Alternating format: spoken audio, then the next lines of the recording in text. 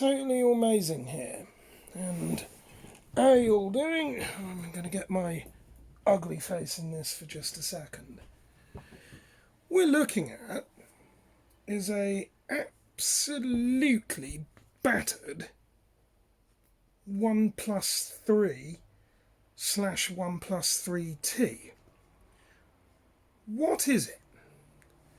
Nobody knows. Well, sort of. I picked this up today for -£5.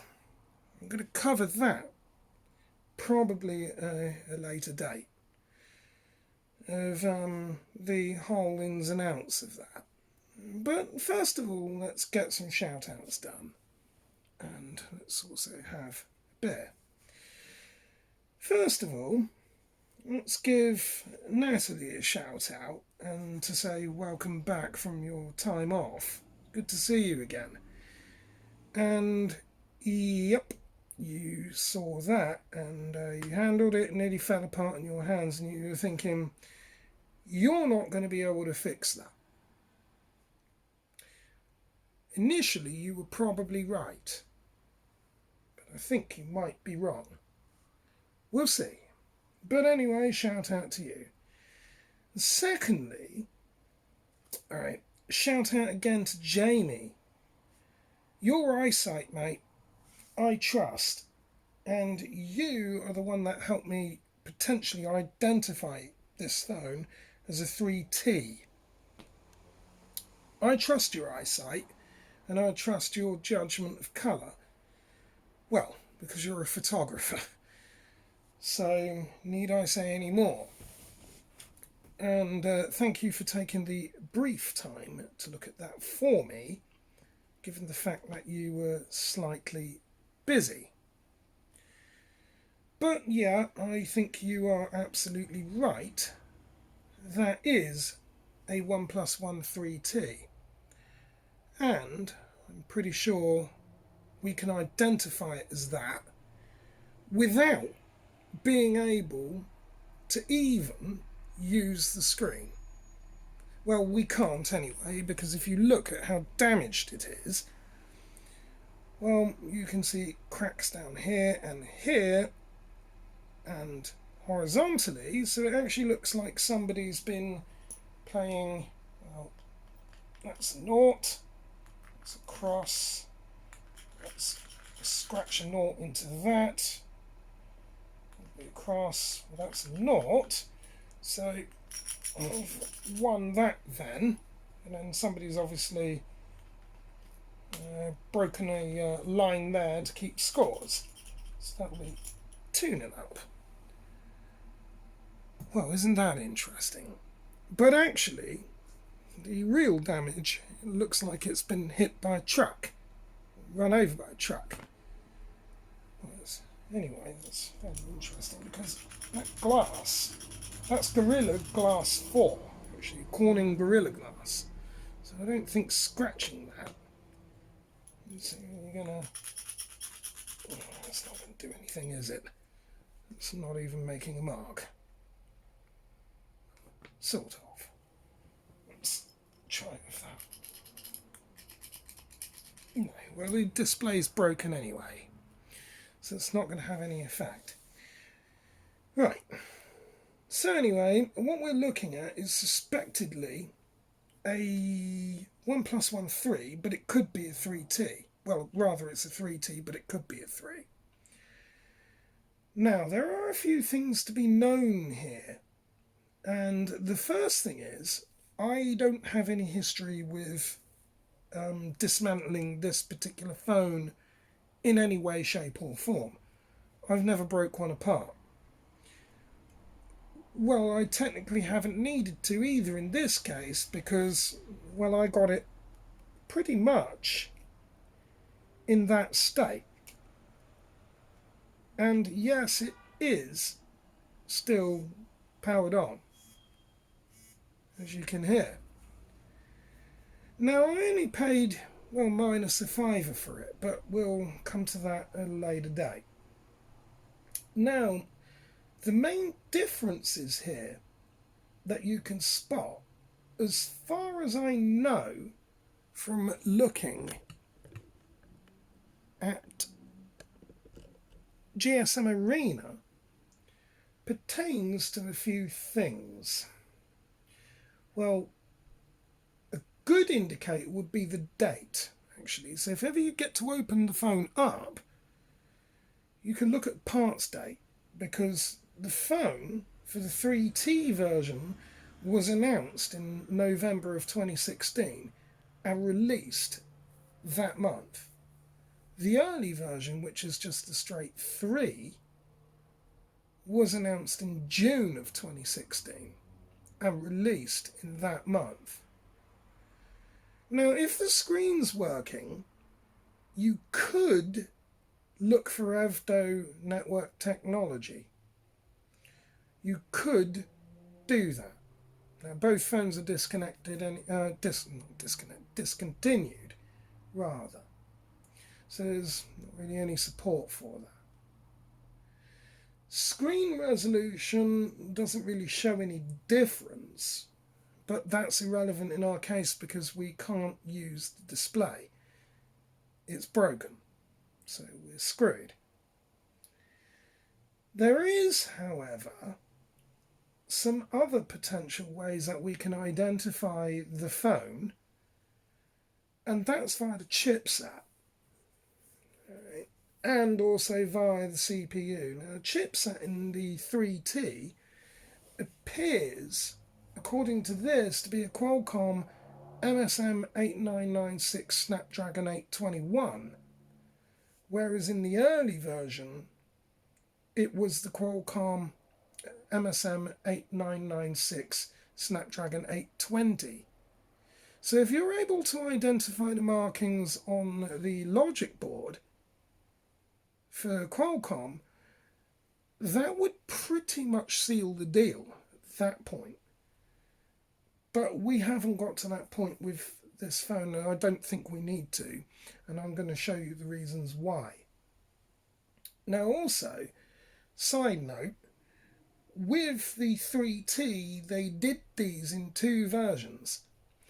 Now if the phone's actually working, i.e. that you had the display working on it, the LCD screen, if you had the 128 gig version, that would automatically confirm that it's a 3T.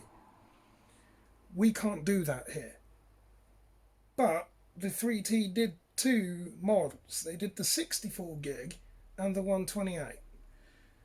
The straight standalone 3 version, the OnePlus One 3, was 64 gig only in terms of storage. RAM is irrelevant because both models had 6 gig of RAM. Now there is another way that you can find out, and that's by looking at this is going to be via the selfie camera. On the 3T, it's 16 megapixel. Now, interestingly enough, there's a video for that at 1080p at 30 frames a second.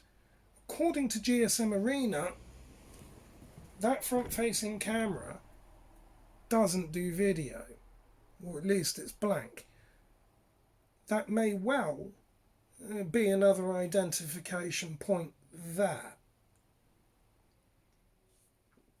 Now the comms, there's not really a huge amount of difference there. Apart from the Bluetooth, you've got this is on the OnePlus One 3T. You got Bluetooth 4.2, A2DP, aptX, HD and LE. I think. Well, no, actually that is different on the straight 3 version because it doesn't support LE. So that would be a difference that you could look for on your Bluetooth settings potentially, or at least through connectivity. The other way that we can identify this, and this is pretty much what sealed the deal for me, this is kind of what confirmed it. And I'll explain why in a moment when we actually open the phone. Well, it's already opened because it's practically destroyed when I got hold of it. And this is to do with the battery. Right? The internal LiPo battery on these things, well, it's lithium ion technically. On the 3T, so now it's a Li-ion 3400 milliamp hour battery.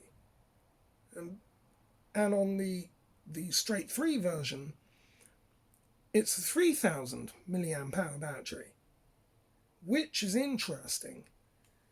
So, providing that the battery has not been swapped out and it's just, intact, not been changed in any way, that would give us another possible route of identifying exactly what the phone is.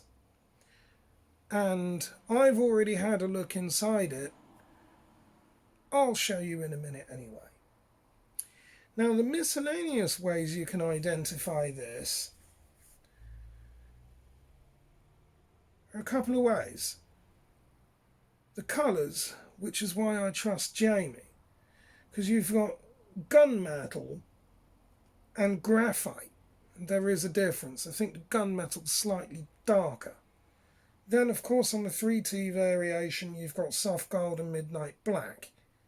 Whereas on just the straight 3 version of it, the OnePlus 1.3, it's just graphite and soft gold. Now, the models, okay, there'll be some sort of internal markings somewhere, I would have thought. Probably on the underside of the logic board, most likely. I haven't found it, but then again, I wasn't looking for it. I haven't been to the underside of the logic board because I haven't removed the battery. But you would be looking for something on the 3T variation A3010. On the early 3 version, it would be something along the lines of A3003 or A3000. And for some stupid reason or another, they have SM-A3000, which could be quite confusing because SM- looks a lot like Samsung. But in this case, I can assure you it's not. So if you find anything with a model number with that, when you plug that into a computer, or look inside it, that would also be a way that you can confirm it. Now, there is other ways you can also look at this too. If you were to do certain tests, so the Antutu Performance 171678 version 7 was what was done on the 3T, and on the 3 version it was the Basemark OS2 2.0 to 365. Graphics GFX bench 20 frames per second, ES 3.1 on screen, as opposed to Benchmark's X 32715. The other display that you could look at on the 3T would indeed be the contrast ratio, technically infinite nominal 4.232 sunlight, and the contrast ratio on the earlier version was 4.4.24 in sunlight. So if you've got ways of looking at that, that's another good indicator.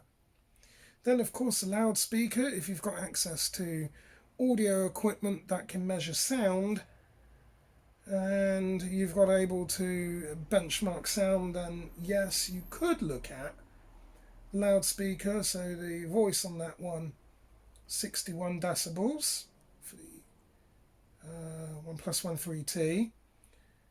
The noise is 69 decibels and ring is 78.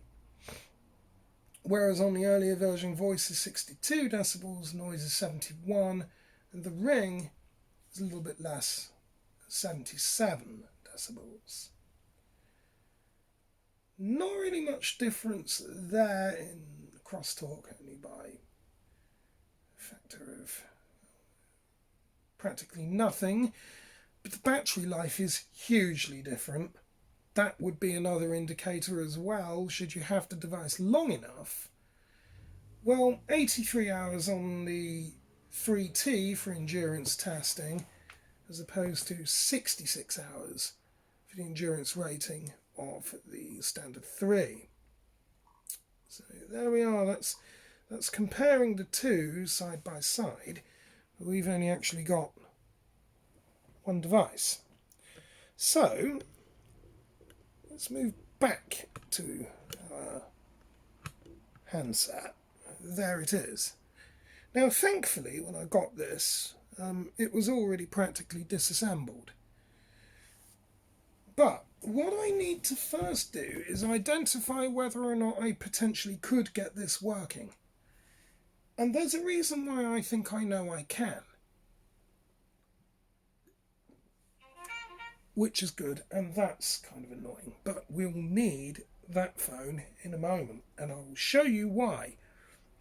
Because if you've ever picked up a phone where it's that badly damaged, here's a little side hack for you that you can do.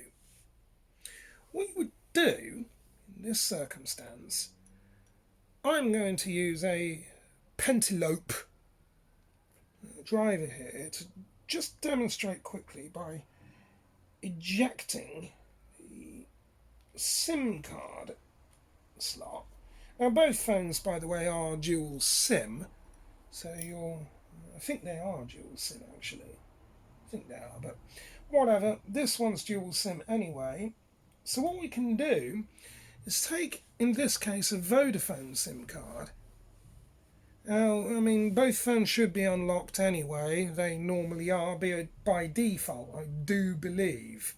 But don't quote me on that because, as I said, I've got no real working knowledge of this device. But anyway, to work out whether or not it's financially viable to repair it, what we did was take a SIM card, stick that into the device. I'm sure you know where this is going to go.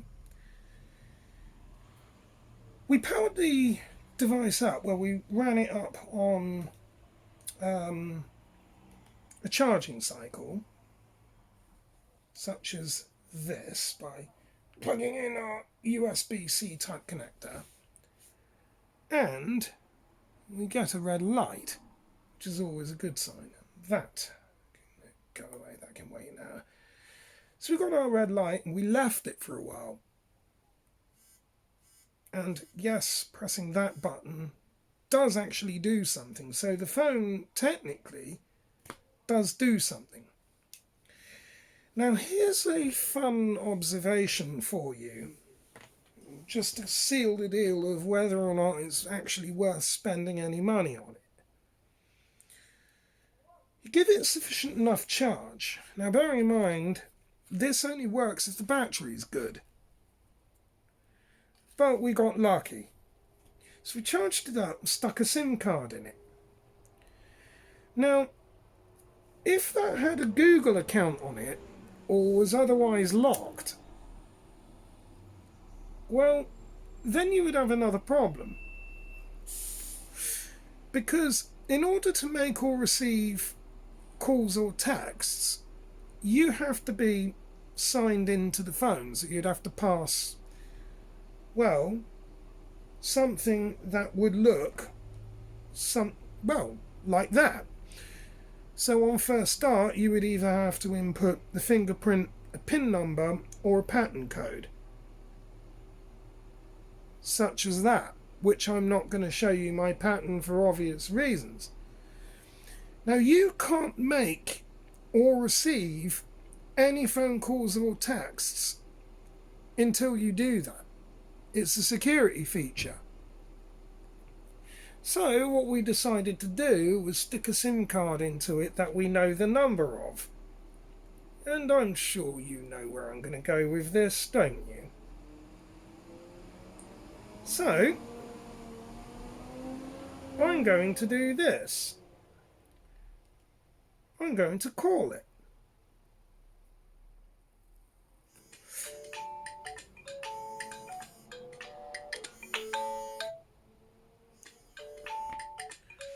And that is ringing.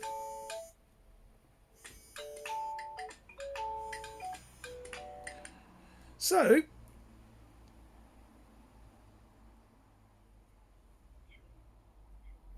I've missed that call. Well, it certainly seems that that is viable then. So it is connected to a network, so at least it works in that regard. Let's see if it can receive a text. And I think it can.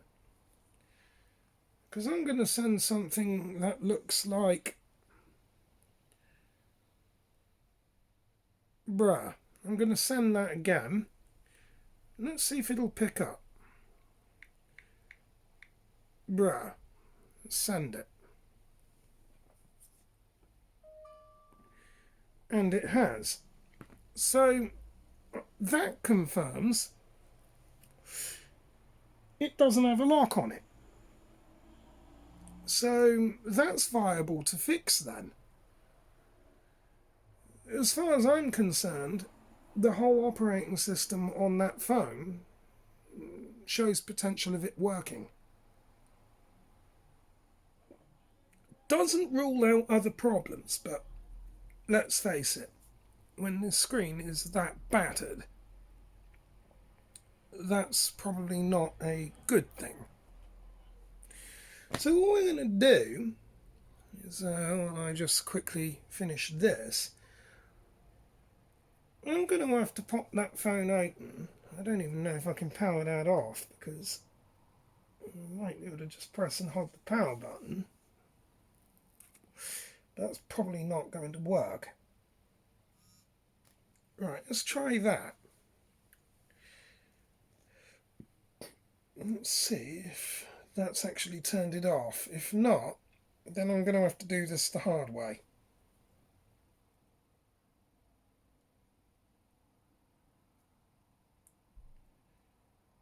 It says it's calling.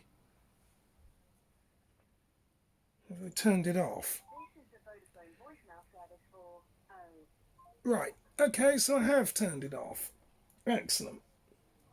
Right, so I don't have to worry about potentially breaking anything now. Well, that's probably a lie, because I think it's turned itself back on again, which is super annoying. If it has, that's really annoying. Okay, right, it's turned itself back on. Alright. Okay, so that is a problem. So I'm going to have to disconnect the battery then while it's still running. Okay. Right. That's not good. Yeah, that doesn't sound very happy, does it? Let me just dispose of that a second. Let's get to opening that and confirm the battery in it. This is a little bit awkward, to say the least, so do bear with me while I try this.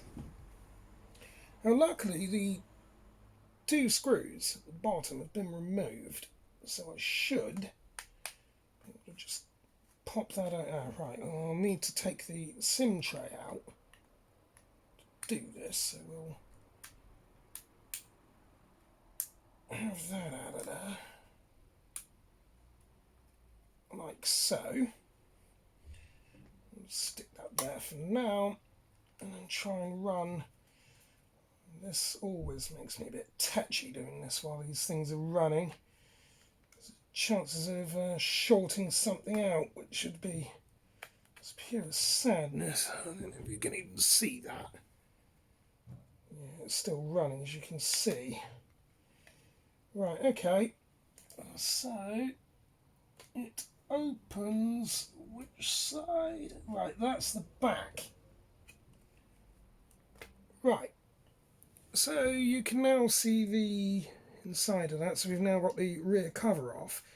What we're going to have a look for is to see if there's, well, there's no markings on that. Not really as such. So we can't get anything useful off the inside of the cover, sadly. Yeah, my hands are filthy. I've been mucking around with other things as well. But what we are going to do is confirm something else. Oh crap, have I just actually broken that further? I hope not. Probably have. Yes, probably. Well, whatever. What we're going to do is confirm with you right now that the original label markings are still in place. So what you can actually see here, the screwdriver's pointed, it has some Chinese markings on there and it says position 1. That seems to be evident on all 4 corners. And the tab, the original battery tab, is still intact. So what we can now go ahead and do, and this is super dodgy, but it's the right way to do it. We're going to start disconnecting these cables. There'll be 3 here. Gosh, I really am going to end up tearing something if I'm not careful. There's 3 on the bottom, and what we're going to do is remove the 3 from the bottom from right to left, and there's 1 at the top for the battery. And well, we'll disconnect the 1 at the top, the right hand side first. So we'll go ahead and do that. Yeah, that's got that, I think. Now we'll do the 3 at the bottom. So that. Right. Now you'll have a fastening here, which you'll need a small 1.5mm Phillips. I think I've already removed that actually. Yeah, I have. I didn't put that back actually. I already took that out. I have indeed. Yes, I have, because it's in here. Awesome. Okay, right, fine. So you'll take that out, and then you can go ahead and disconnect the ribbon on the left. Take that out. And then the ribbon on the right, bend out slightly. Once you've got that, you can then look at the battery. Here, the tip of that screwdriver is. I don't know if you'll be able to see that. It's 3,400 milliamp hours / 13.09 watt hours. Pretty much sealing the deal in that regard. So I'm certain that this is a 3T. If I was to strip the phone further down, I would then be able to ascertain whether or not it was the 64 gig or the 128 gig version, but that's going to be a story for another day. What I need to do is get this put back on. Oh dear. Okay. So we'll go ahead and connect these and push that back on. And follow the procedure in reverse. So that way, and then push that back on. Battery, which I seem to have rather wrong. There we are. Put the SIM card back in a moment. Put the rear cover on. When these go back together, they actually go like iPhones in that regard. Slide the top in, then push down. And a piece of glass has come out, which is fantastic. So that's ready there to slash my fingers open. Should be remarkable. Awesome. We can go ahead and put SIM card into our tray, shoehorn that in there, and try to power it on and see. We've got lights on it. Let's see if that actually does anything, or if I've knackered it beyond repair. Probably have, but let's see. Let's give that a moment and then we'll call it again and see what, if anything, has changed. I think that's probably... I'm not sure about that, but we'll try and call it. Yes, well...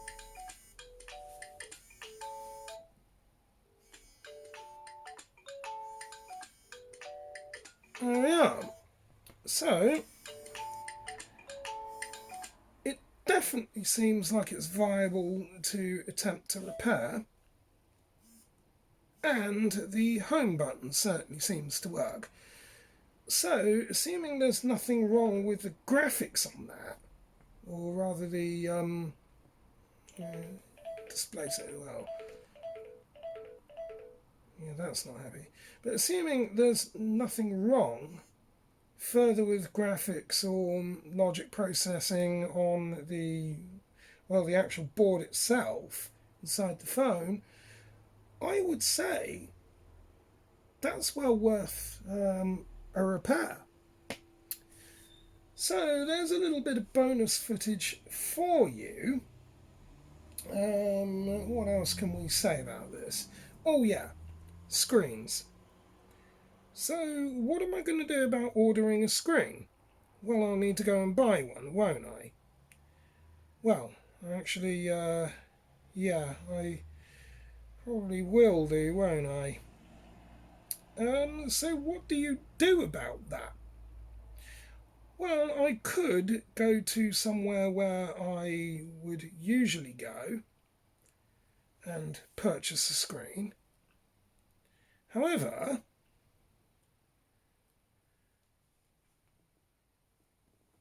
I can leave feedback.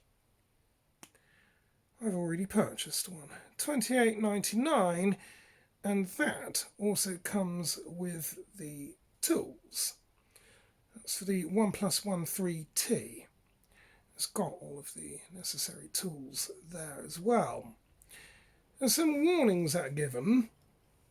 Dear customer, if you are professional in repairing a phone screen, you can buy the assembly without frame. It is our advice. Well, we don't want to do that because we will probably need the frame as well. And then they actually give you some tips here. Number one, please test the LCD before install it! Exclamation mark. Well, yeah, that goes without saying. Number two, professional technician is needed for installation.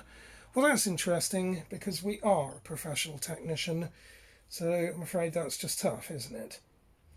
We weren't responsible for any damage. Well, they've missed a word out of there, and that would be B. But okay. Due to improper operation. Several exclamations, which is understandable. If you meet some problems during installation, 1. Please try to factory reset your phone to have a try. Number 2, please try to update your phone ROM firmware to the newest. Or you could just pull everything apart again and test each component that way to make sure it's not an IC problem. That's what I would do. But yes, we are a professional and we can actually do that ourselves. So that's not a problem. And we know we're a professional because you can take iPhone 6 pluses and actually make them look brand new again. That's fine. And when we can essentially do the same thing with practically anything else we want, such as iPad minis, and make them look nice, well, yeah, I would say we're professional enough.